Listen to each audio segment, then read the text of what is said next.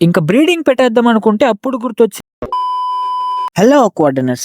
అలా ఒకరోజు beta fishes కి మోయినా ఫీడ్ చేద్దామని ఇలా సిరంజ్ లో తీసుకుని ఫీడ్ చేస్తుంటే ఫీమేల్ బెటా ఏమో ఫుల్ గా ఎగ్ లోడ్ అయ్యింది. మేల్ బెటా ఏమో థిక్ గా బబుల్ నెస్ట్ కట్టుంది. ఇంకా బ్రీడింగ్ పెట్టేద్దాం అనుకుంటే అప్పుడు గుర్తొచ్చింది వెనిగరీల్ కల్చర్ క్రాష్ అయిపోయిందని.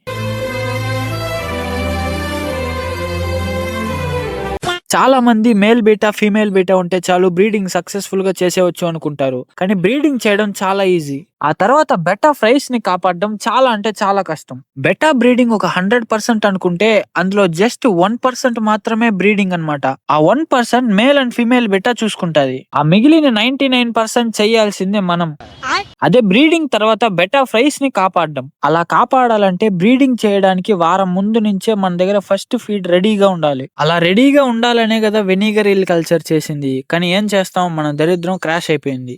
ఇప్పుడేం చేస్తాడు మీ hero? Will he give up? అంత సీన్ లేదు. ఇన్ఫో సూర్య కల్చర్ స్టార్ట్ చేస్తా. అది ఎలా చేయాలో నెక్స్ట్ వీడియోలో చెప్తా. ఎందుకంటే ఈ రోజు ముహూర్తం బాలేదంట. కానీ సబ్స్క్రైబ్ అండ్ ఫాలో చేసుకోవడానికి మాత్రం ఈ రోజే బ్రహ్మాండమైన ముహూర్తం అంట. ఇప్పుడే ఒక స్వామీజీ చెప్పినాడు. కాబట్టి వెంటనే సబ్స్క్రైబ్ అండ్ ఫాలో చేసుకోండి. నెక్స్ట్ వీడియోలో అప్డేట్ ఇస్తా.